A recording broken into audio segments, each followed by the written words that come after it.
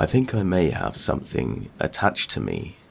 My experiences are someone gently stroking my hair, or a sudden feeling like thick energy, like static electricity, climbing up my body that results in my skin starting to prickle and turns into the feeling of hands on me. I can feel fingers, usually on my shoulders and lower leg, feeling cool air around me spontaneously, and I'm not by a window.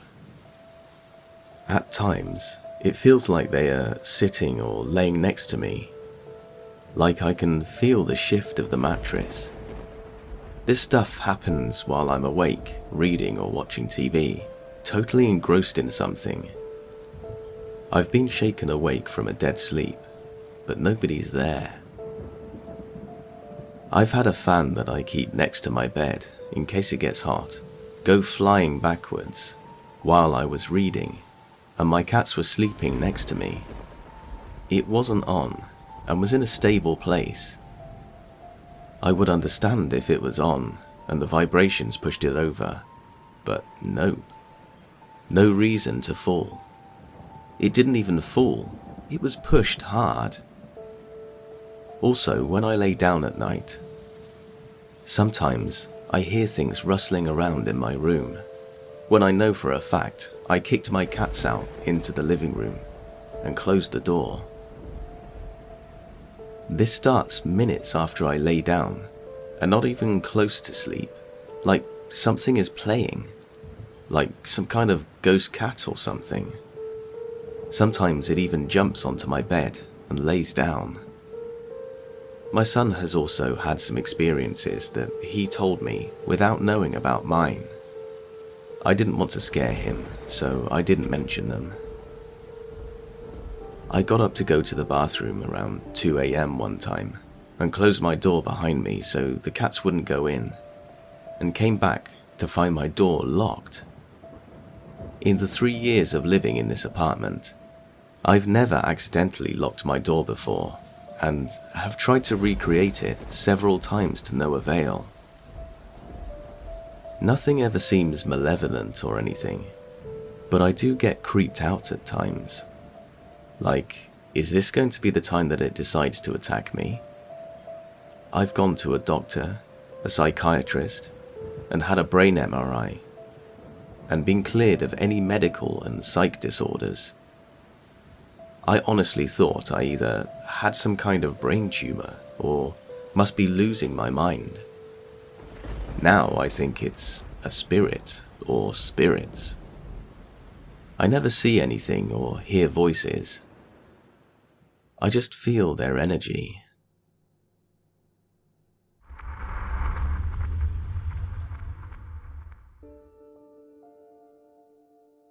I moved into this house when I was around 10 or 11.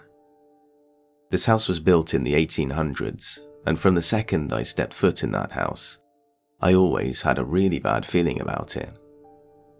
Both me and my parents had seen shadows walking down the hall, heard footsteps, and a lot of things. None of the figures ever showed any aggression until that night. And after that night, none of them ever did, except one. I've always been interested in the paranormal, but what happened has stayed with me to this day. I went out to feed our dogs one night, and it was after dark. Our basement was open to the outside in the back, and as I went into the garage, I had the feeling something was watching me. Our dogs were eerily quiet, and when I turned around, I saw there was someone in our basement. It freaked me out, but it freaked me out even more when this thing started running out of the basement at me, and I saw it was just a shadow. It was completely black. There were no features on it. I was about to scream when this figure, I don't even know what to call it, appeared and just stepped in front of it. The figure was the opposite of the shadow. It was a glowing white light, and it had like an aura of gold. The shadow dissipated quickly, and the figure turned and looked at me. And then It's like it sped off. I stood there for a minute and took in everything that happened, and then ran to the house. I still have no clue what those two figures were, but I still continued seeing the ones in my house for years after. This still freaks me out to this day.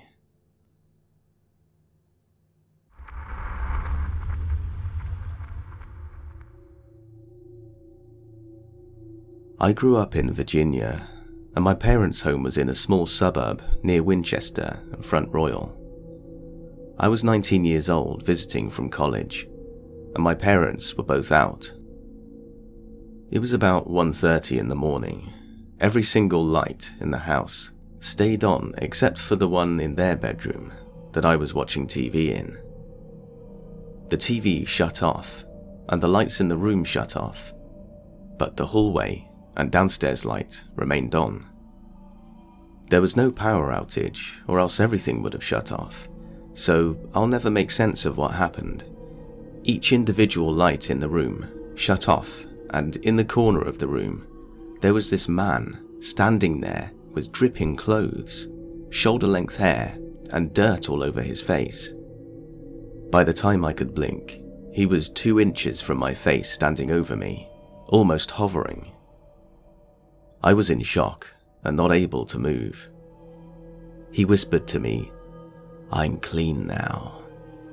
And I screamed and closed my eyes because my legs felt paralyzed and I wasn't able to run.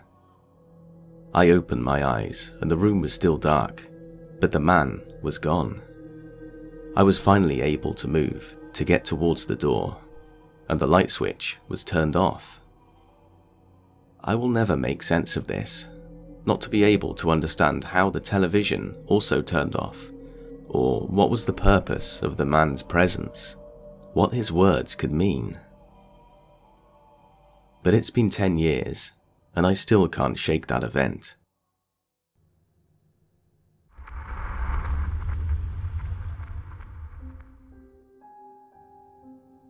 A few years ago, maybe like 3 or 4 years ago, I had a paranormal experience I just can't explain.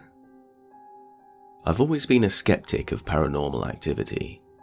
I still prefer to be a skeptic, even though I'm wrestling with the experience I had. It came up again due to an experience my brother had told me about when I was visiting my parents for the holidays. So I've always heard screeches and footsteps around my bedroom.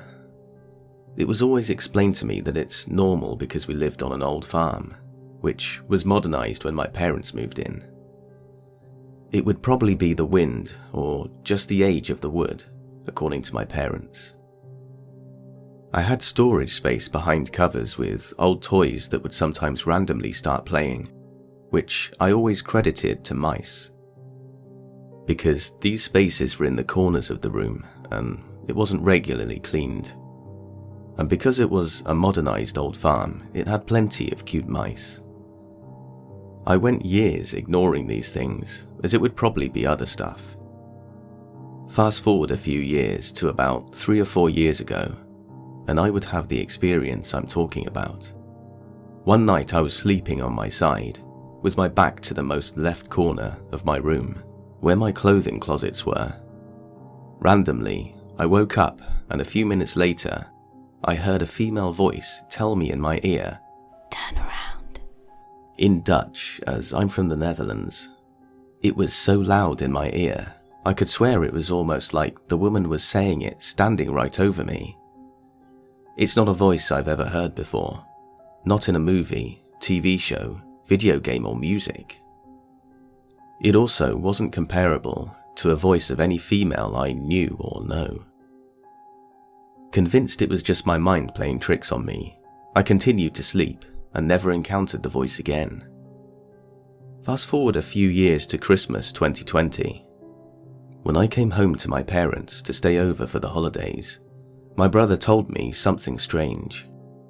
My brother took over my room when I left the house to go move in with my girlfriend. One night, he would experience something that felt like sleep paralysis when he was sleeping on his side. With his back to the most left corner, where he also had the clothing closets. He said he couldn't move or act as he felt a hand turn him around to the most left corner. He said he saw a female in a night apron very shortly. I immediately let my brother know about my experience. We both thought it was rather strange that we both had a female that wanted us to turn around to the most left corner. I would dare say that my brother is more open to the paranormal than me, which might explain why his experience was far more aggressive than mine. I don't know how that works. As a skeptic, I've brushed off my experiences as a figment of my mind. But now that my brother told me about an experience that's so much like my experience without knowing my story, I'm starting to believe that specific corner is either actually haunted or it's just some plain dumb luck. As I've said, I've slept in that room for years and would only ever hear that one direct experience. It's the same for my brother. We don't know the exact dates it happened, which might have some explanation for it. I wanted to share a second experience me and my girlfriend had in our place. One night, me and my girlfriend were staying up late, playing video games, so we went to bed around 3 that night. We have a flat in an old nursing home. Because the nursing home had lots of empty flats, they decided to open up the flats to other people like students. For the first year and a half, we had no upstairs neighbours. However, we did sometimes hear noises. One time, it was really strange, as we kept hearing a man falling to the ground, almost sounding like he kept falling and trying to stand up and calling for something that to us sounded like help. We really thought the flat was empty, so we didn't really get where the sound was coming from. All flats around us were empty except for the one below us. But that was an athlete, so we didn't figure he was calling for help. It really did sound like an older person who fell out of bed or something and couldn't get back up. We kept hearing something falling on the ground above us, followed by a help. The sound went on and on for at least an hour.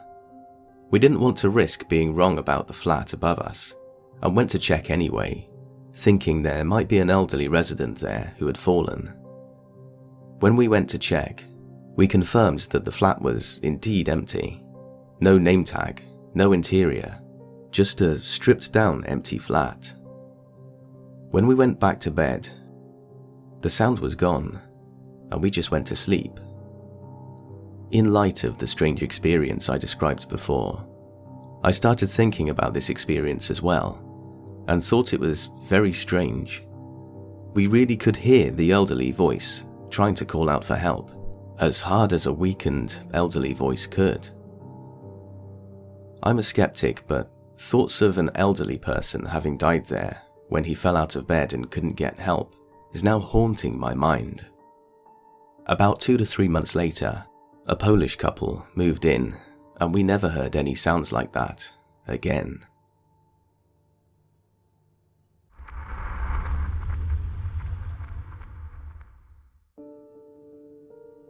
This was about 10 years ago now.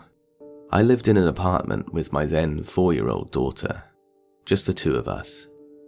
Odd things would happen pretty frequently. I would clean the downstairs. I cleaned very thoroughly, go upstairs, then come back down, and things like a box of wine markers were on the counter. The light switch in my room would turn on and off so much that I changed the fluorescent tube light into a plug. Picture a shop light with a chain pull that started doing the same thing, not just light flickering, but the chain would be pulled.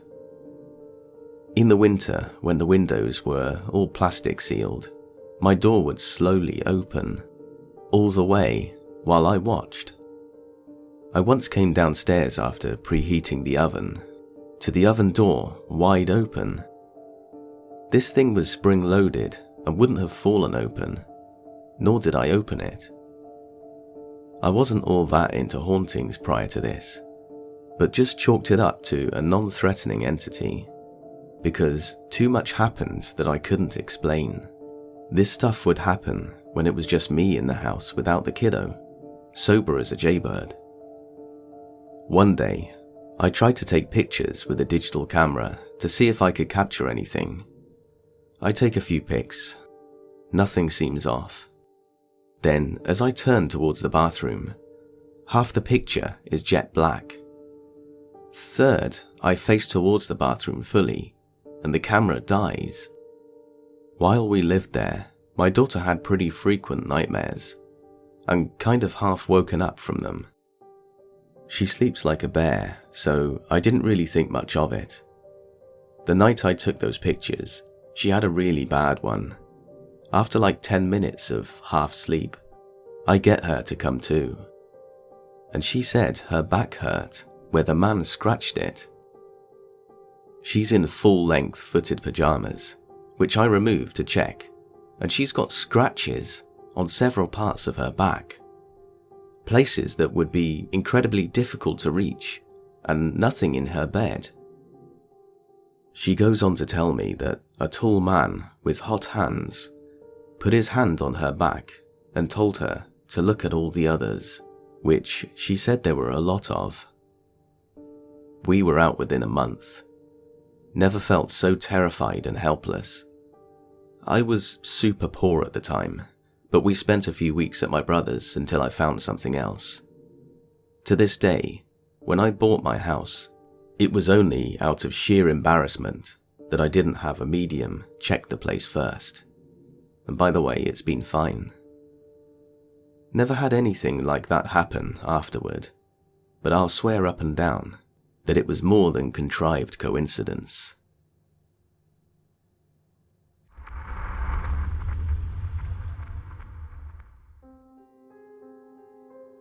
Our family had a protracted experience with either something or someone from just before the time my dad was diagnosed with terminal cancer until a few months after he passed 8 years ago. It started when my mum and dad were on holiday in Greece. They would go out and about, but in the evenings, on their return to their apartment, there would be 47 gemstones left on their bed. The number of years they had been married. This happened every day, and had them concerned that someone was coming into their place while they were out. However, nothing ever went missing or out of place. Chalking it up to just an odd occurrence, they thought nothing more of it. On their return to the UK, this continues for months, with 47 gems being left in the house in batches throughout the day. My dad had a persistent cough and ended up going to the doctors where, after a number of tests, he was diagnosed with lung cancer, but was told it could be removed. Further tests a few months later, however, found it was in his bones and blood, and there was nothing to be done.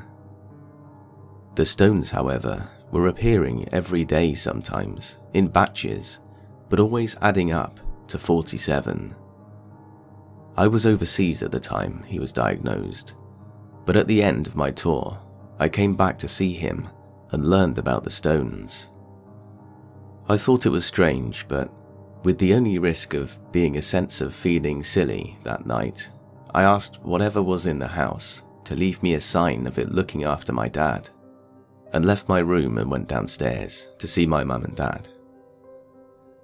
About 45 minutes later, we heard footsteps upstairs.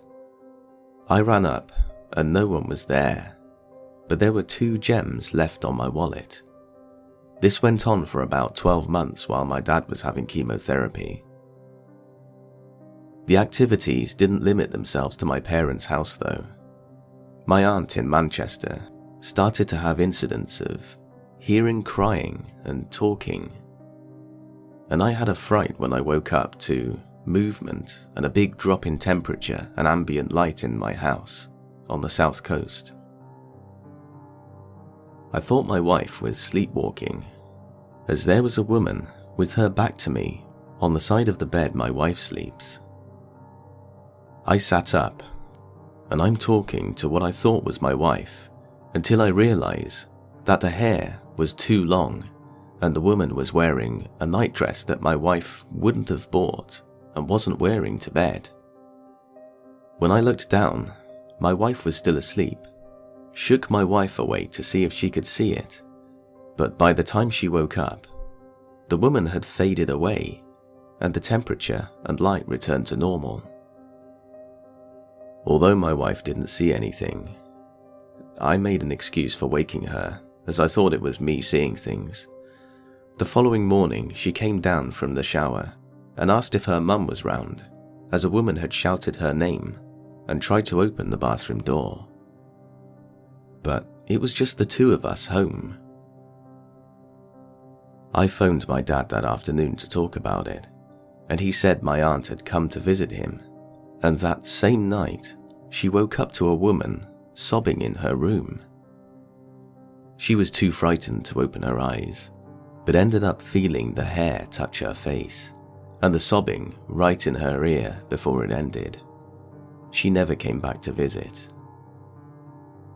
This went on until my dad passed, when 6 weeks beforehand, I had a dream that was just a man in a bright room.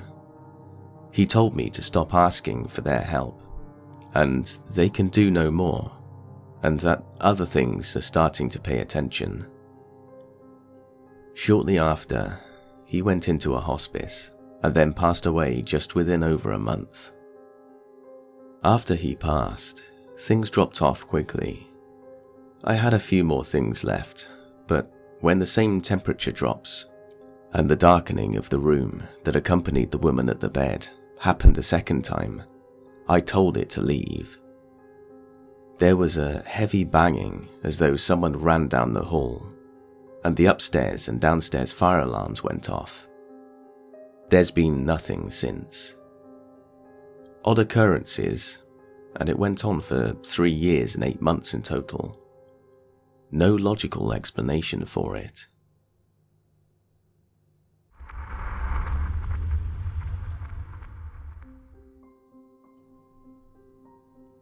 This didn't happen to me, but to one of my good friends. He told me this story when we were sharing scary and unsettling things that we'd experienced in the past.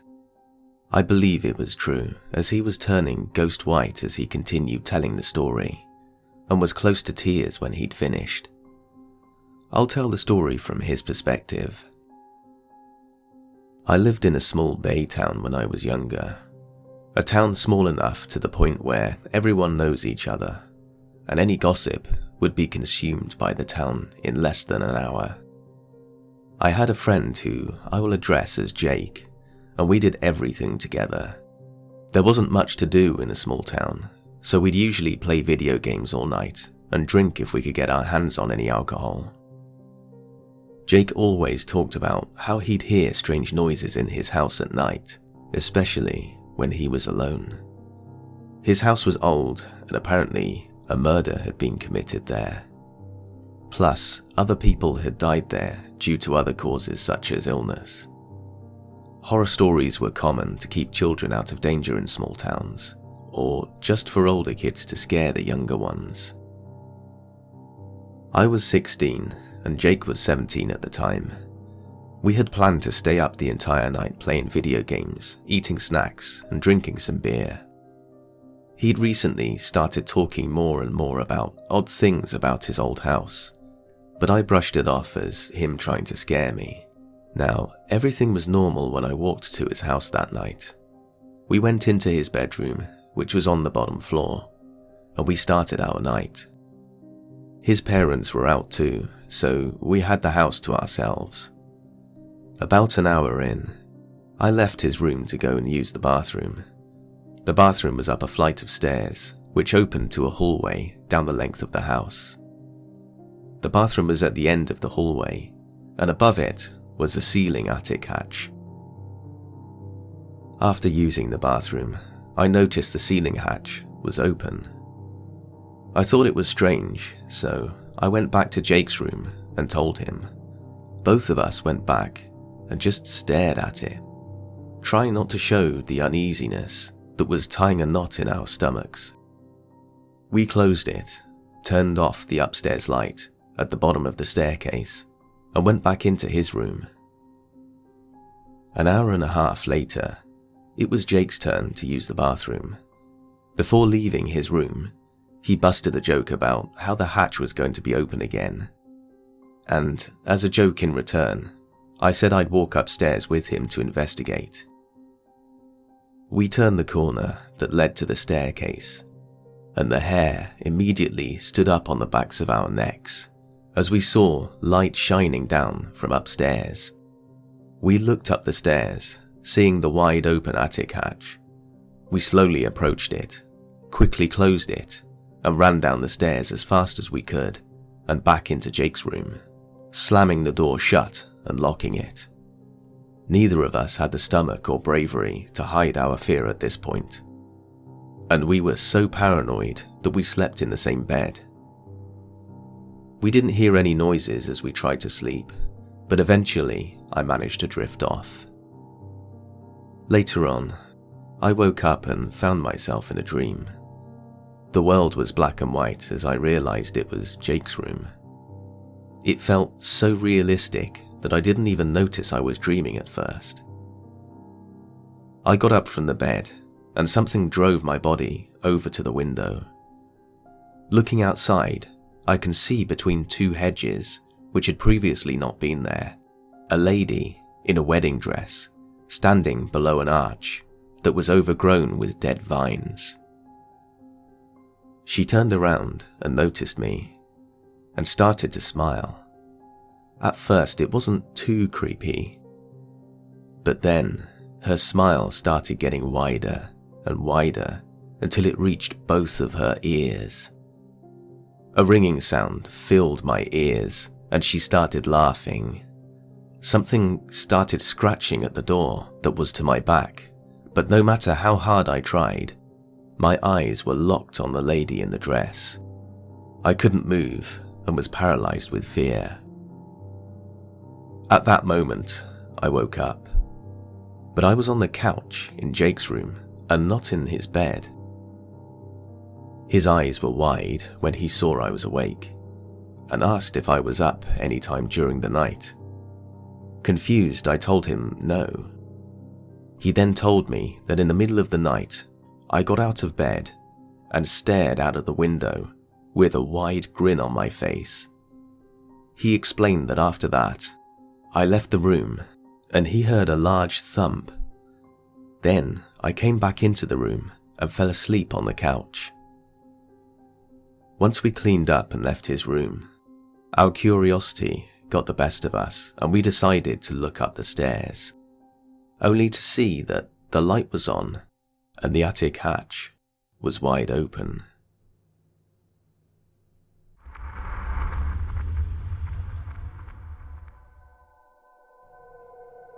I believe something is harassing myself, my girlfriend, my house, my family, and very importantly, my children.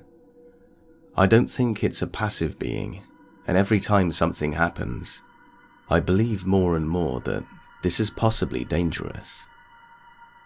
To give some backstory, I'm 26 and my girlfriend is 22. I'll call her B. B and I have been friends for many years, but we've only been dating for a little over a year. I have children from a previously failed marriage. They visit on the weekends. After the divorce, I moved back in with my parents to restart and get back on my feet. I no longer live there, but I found this information relevant as it's where most of the story takes place. I often travel for my job, and this is also relevant, but not much until later in the story. B sees things. She also hears things. She has described many horrifying visions and sounds. I knew she experienced this, and while I have also had my own experiences, I've never experienced anything like what she describes. I have never judged her for what she describes, and I have always kept an open mind. I believe in the paranormal, but I also believe in people needing psychiatric help. I have always thought that B's experiences are one or the other, but as for which one has always been irrelevant to me. It didn't take long after we started dating for me to also share some of her experiences. They started off very simple and easy to brush off. Not feeling right in certain parts of the house, feeling watched, seeing a shadow thing in my vision.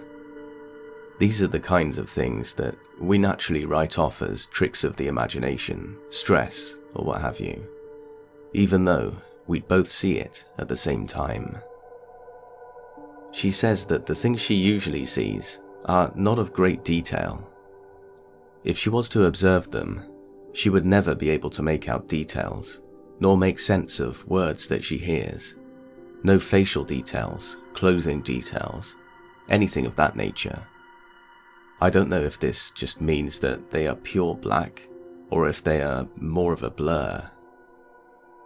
She says there are two exceptions, two things that she had seen repeatedly throughout her life, and they are the only two things that she's ever been able to make details out of.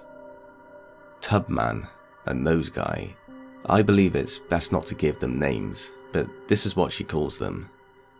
Tubman she has seen in several houses, her childhood home, her friend's house, and others. She describes him as being skinny and lanky, and wearing red shoes. She has never seen his top half too well, or his face, because whenever she sees him, he's already halfway in the tub. And that's it. She'll see him crawling from the floor into the tub, as if he was a spider, and she always catches those red shoes of his. I want to say she said he's in normal clothes, but I can't say for certain. The shoes are what stand out. Noseman, on the other hand, she is only seen in her childhood home, and he's not so much of a man as he is a nose. I know that sounds silly, like some sort of Cronenberg monster, a giant fleshy nose man that just looks at her and watches her. If he even has eyes, I'm not sure. Now I know this may not seem relevant, but trust me, I have tried to leave out any details that I find irrelevant. I'm now going to delve into our experiences together. When you enter my parents' house, there's a living room immediately in front, the kitchen to your left through the passageway with the pantry and garage door, and stairs to your right. So, left kitchen, front living room, right stairs. Stairs going up and stairs going down. Upstairs is my sister's room and my parents' room. Downstairs is another small living space, a bathroom, and what became mine and B's room. I'm going to mostly skip over all of the smaller experiences of us not feeling right in the living room downstairs. To be brief, until we had moved in, it had gone mostly unused, and shortly after we had moved in, I'd realised I didn't like one particular corner of the room, and neither did B. There were a lot of times where we would find the lights on in the closets downstairs and nobody was home, or in the middle of the night, sometimes when we would pass by to go to the bathroom, we would feel like something was rushing at us. The first real experience for both of us that I can remember that really had us freaked out was while she was using the bathroom. I was in the bedroom, which is directly next to the bathroom, lying in bed on my phone. It was about midday, and she had come back into the bedroom and asked what I wanted. I wasn't sure what she meant, and I asked her to explain. She said I was knocking on the bathroom door and was asking to come in. She said it was locked and she had asked me to wait. I had assured her that it was definitely not me, and that I would have heard someone knocking at the door. She seemed a bit frazzled and had assured me that it was definitely my voice. Jump to us both showering one day. We had wrapped up and gotten dressed in the bathroom. She went to leave and said something is holding the door shut. I was in disbelief, so I came over and turned the handle firmly but slowly and opened the door. It barely had cracked open before, I swear on my life, the handle very firmly twisted the other way in my hand and pulled shut.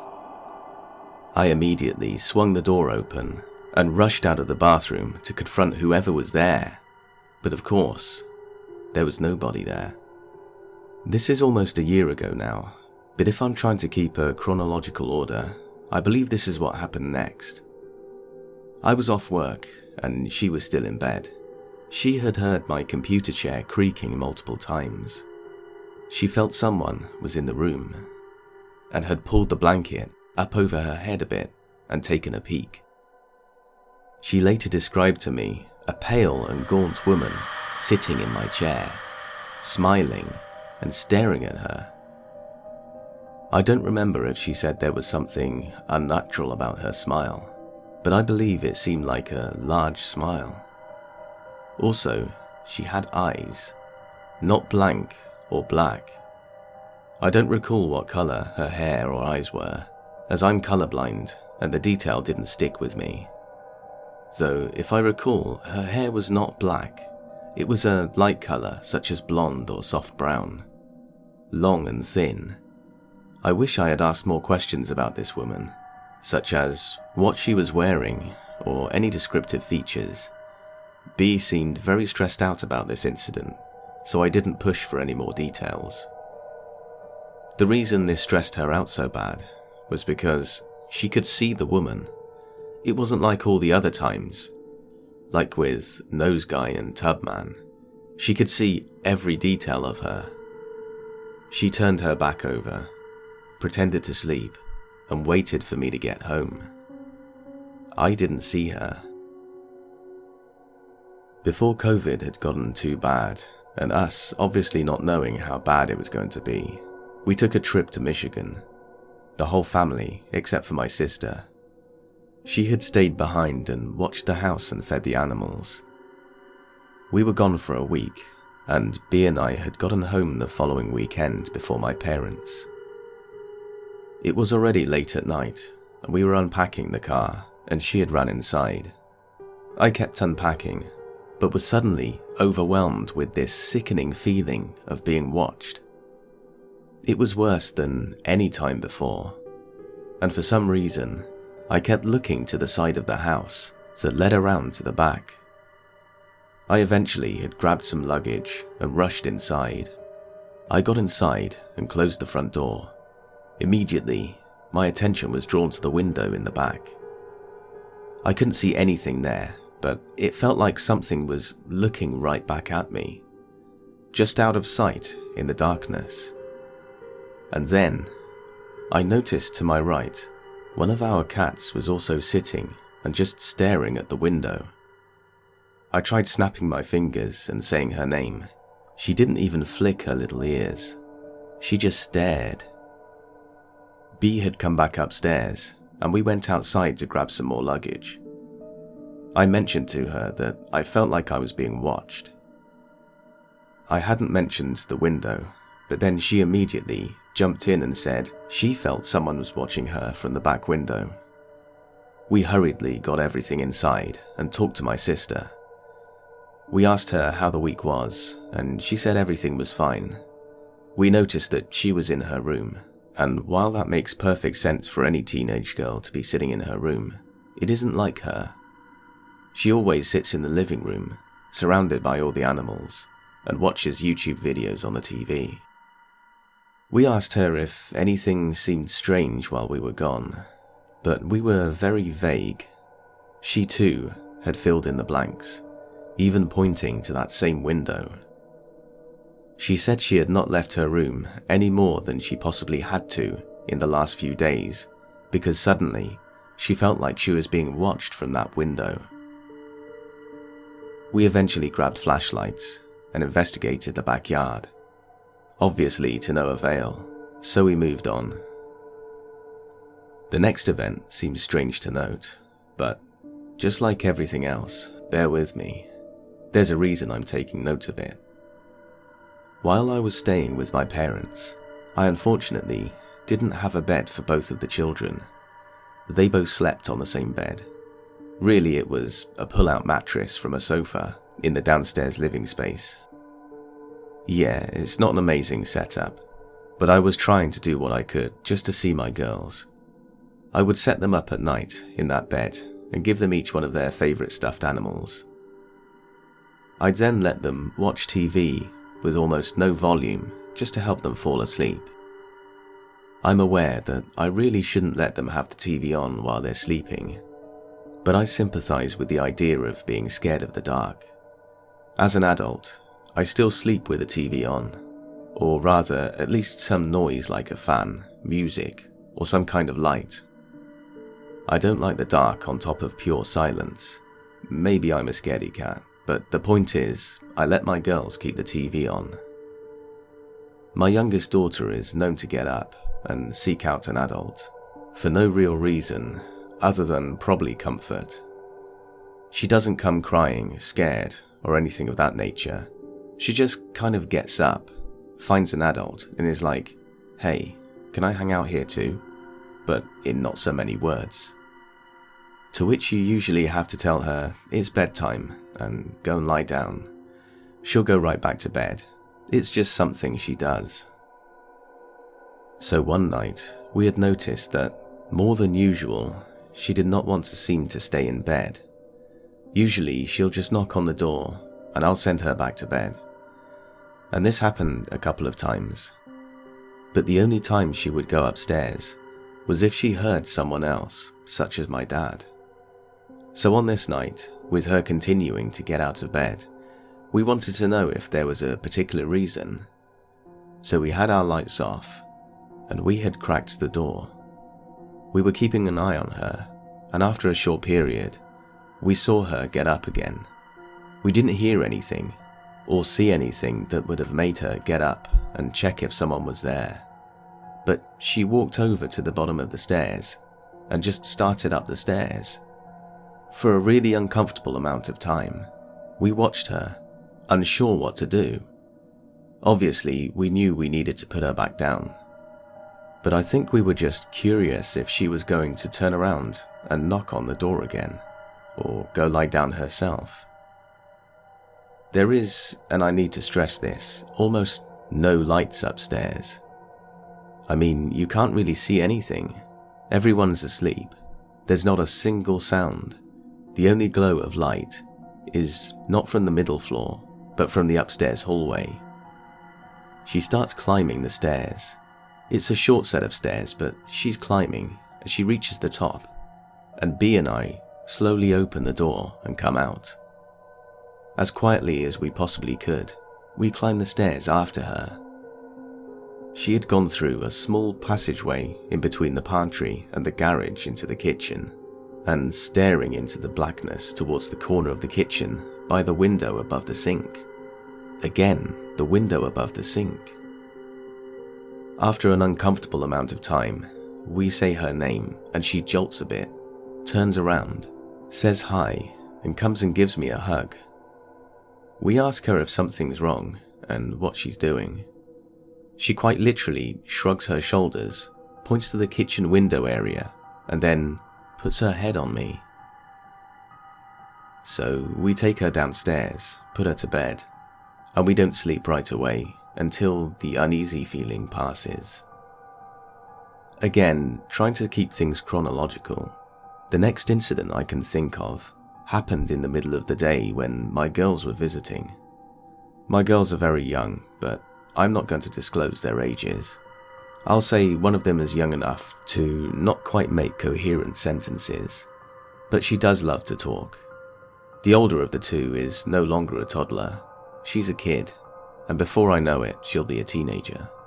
My dad, B, and I were outside, putting together a swing set for my kids, which, if you've ever put one together, then you'll know it's not as fun as using the swing set. It's actually quite a hassle, and it was taking a lot more time than we thought it was going to. Admittedly, I don't recall where my mother or sister were, but I do recall that they were not there. So we had set the children up at the kitchen table with some kinetic sand and Legos. Figured that could be good messy fun for us to clean up after building the swing set. We would work on the swing set and go in to check on the children from time to time. I should note that the children can see us from the window, and we could see them. The window was even open. B suddenly describes feeling sick to me, like something wasn't right. So I asked her to check on the children and kept on with the swing set. She went in and was immediately struck with an even worse feeling. She asked my oldest daughter where her sister was, and she said she went upstairs with More, in other words, my mother. My mum isn't home. Even saying that made me feel nauseous, probably because my children are involved. B ran upstairs, and she describes feeling a weird sensation. As she describes it, when she was talking to my daughter, she couldn't hear anything else. But as she reached the top of the stairs, she could very clearly hear my younger daughter screaming and crying that she wanted out. She tried the door and it was locked.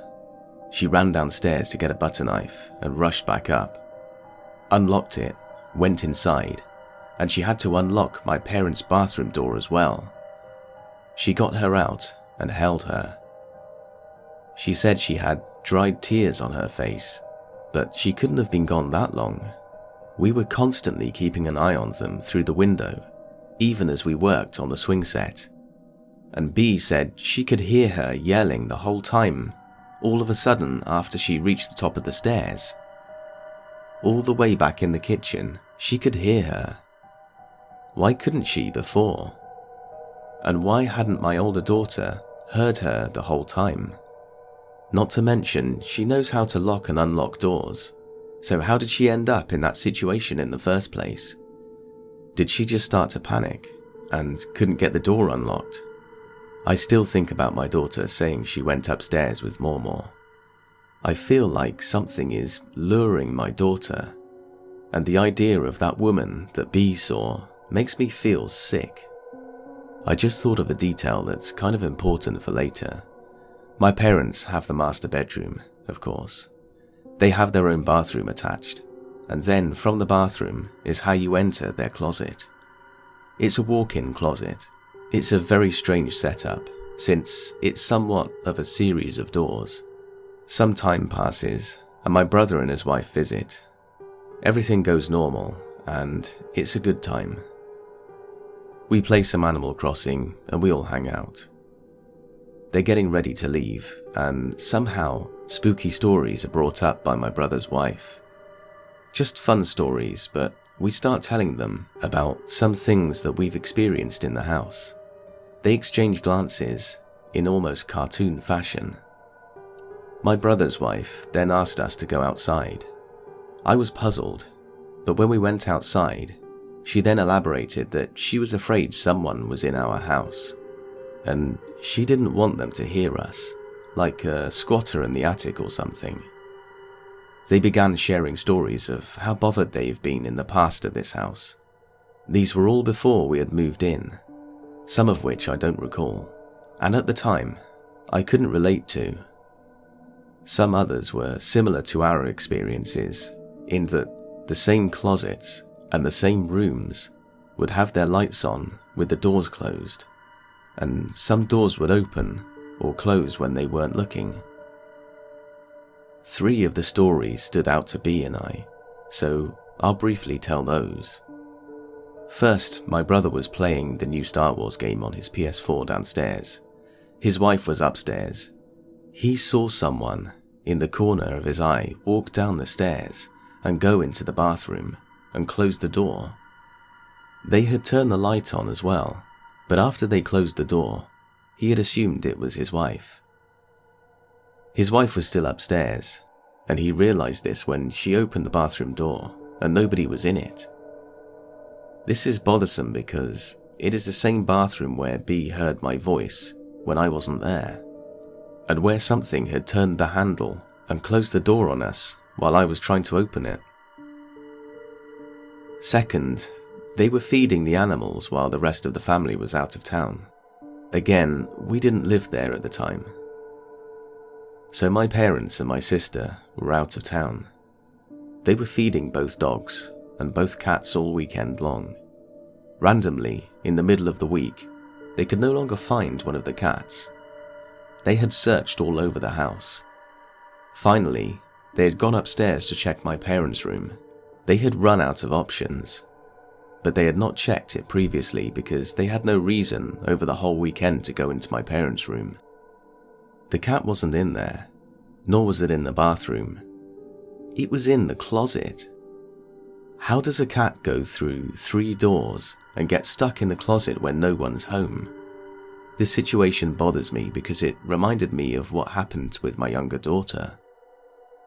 It's also a good time to note that we constantly find the cats in the closet. Sometimes we don't even let them out. For example, when everyone in the house is sleeping, we would go to the middle level to get food, hear a door click open, look upstairs, and see the male cat walk out of the towel closet very nonchalantly. This has happened 3 different times. Nobody's let him out. The door just opens and he walks out.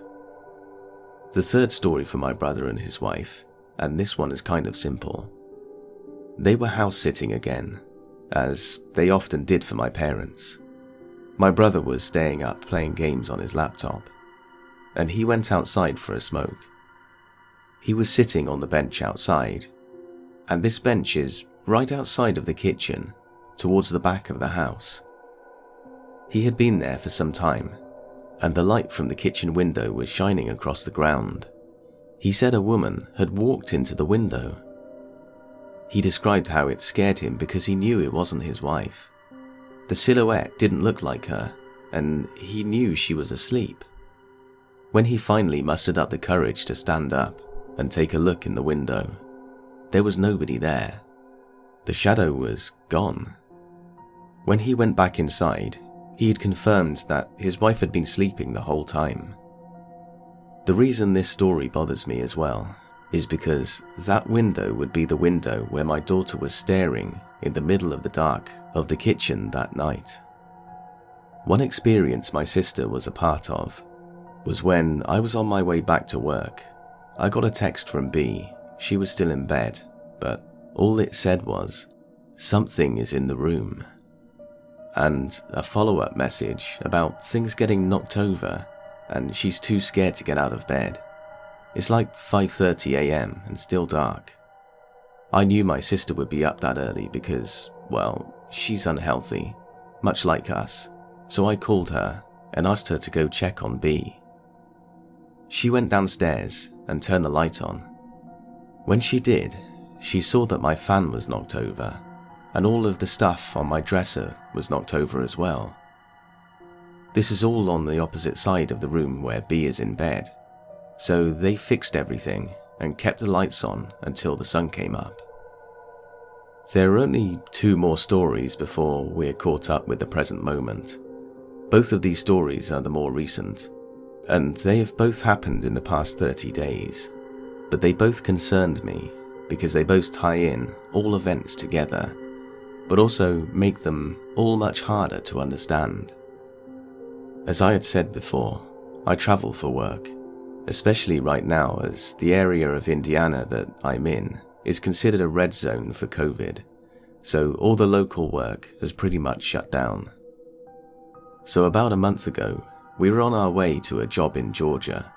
There's not much to really set up for what happened because it happened very suddenly. We had been driving for many hours already, but we weren't overly tired or anything.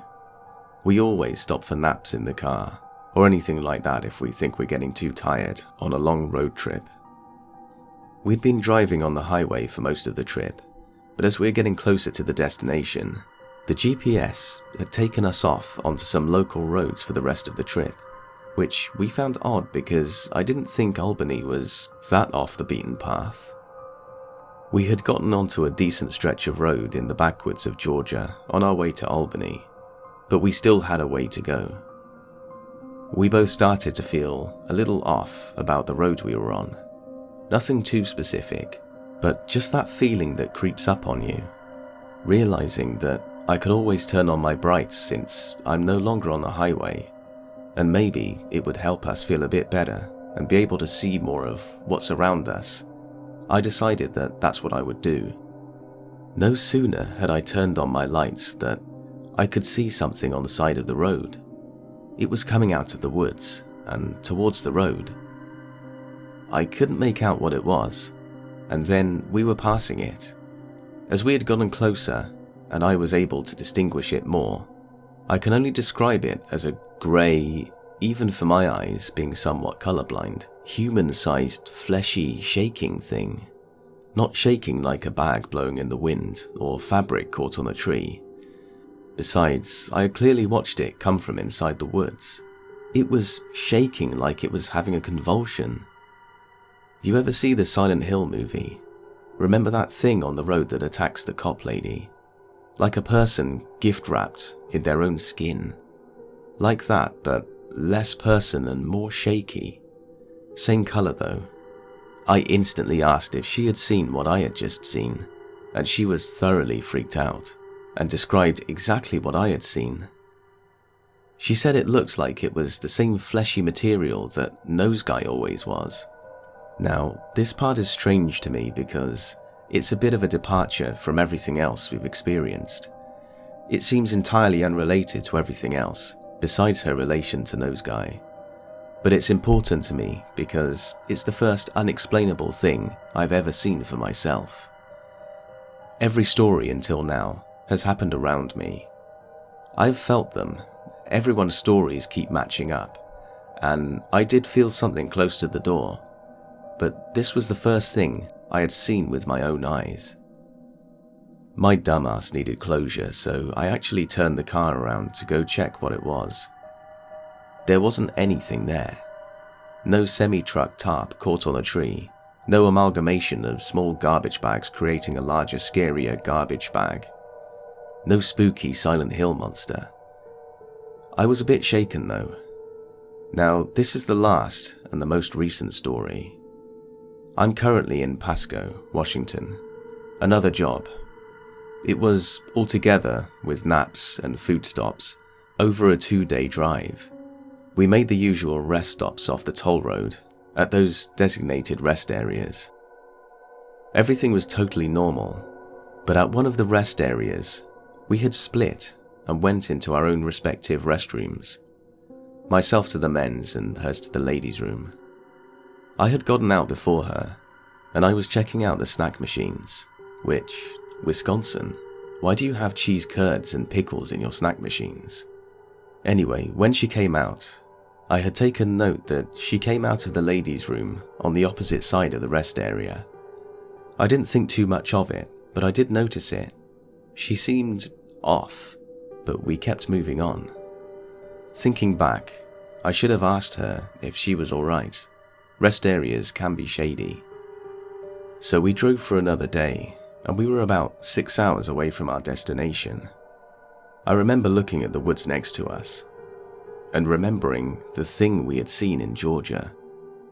I got thinking about everything, and I asked her if it was relieving that I had seen it as well. My logic here is that she's always questioned herself and the things she sees, since she's the only one that sees them. I think that's natural. She said that it was relieving that I had seen it, but it also terrifies her because it makes her wonder if everything else is in her head or if they're all real. So I got to thinking about everything again, and I asked her out of nowhere if she thought that woman she saw was what lured my daughter upstairs. She started panicking. I mean, scared for her life. She started crying and telling me, no, I don't want to talk about her. She was so afraid. She started looking at the back of the car to make sure she wasn't in the car. This idea and her panic terrified me too, of course. She told me through her tears that the previous day, at the rest area, when she went into the first women's room, that when she went around the corner and looked in, that she was there. She slowly lifted her head above the wall of the stall and looked right at her. I assumed with that same smile she told me about before, but I can't say for certain. I didn't want to ask. I just tried to calm her down. She didn't want me to talk about her or bring her up. She thought that even the fact that I had thought about her and mentioned her wasn't a coincidence. I reassured her that it was, but it made me question it as well. The reason it terrified her so much was because this is the second time she had seen her. Only Tubman and Nose Guy have ever been repeating. Now she is too. The idea that something like that could follow us out of state scared me more than anything.